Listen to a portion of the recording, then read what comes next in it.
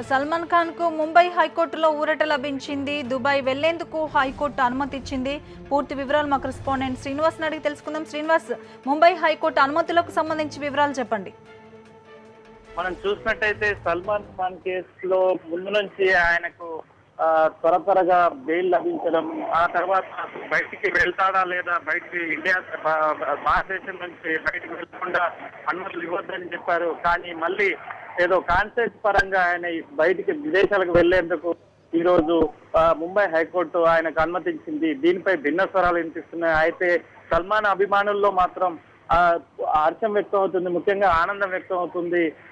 ఇప్పుడు ప్రస్తుతం పరిశీలించినట్టయితే తొందరలోనే ఆయన ఒక కన్సల్ట్ చేయనున్నారు.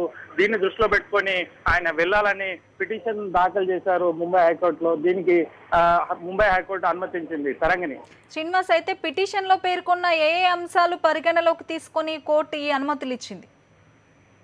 ముఖ్యంగా మనకి ఇప్పటి వరకు అందిన వివరాల మేరకు ఏదైతే కాన్సెప్ట్ చేస్తున్నాడో దాని గురించి వెళ్ళాలని ఆయన చెప్పాడు. ముఖ్యంగా ఇన్ని రోజుల నుంచి ఇప్పటి వరకు బెయిల్ పై ఉన్నప్పటికీ ఎక్కడికి వెళ్ళినా పోలీసులు కానీ ఇటు కేసు విచారణకు సంబంధించి పిలిపించిన సమయంలో హాజరవుతున్న నేపథ్యంలో ఆయన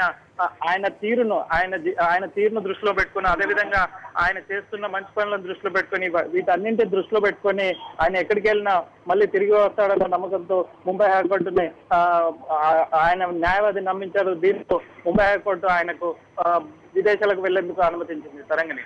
థ్యాంక్ యూ శ్రీనివాస్.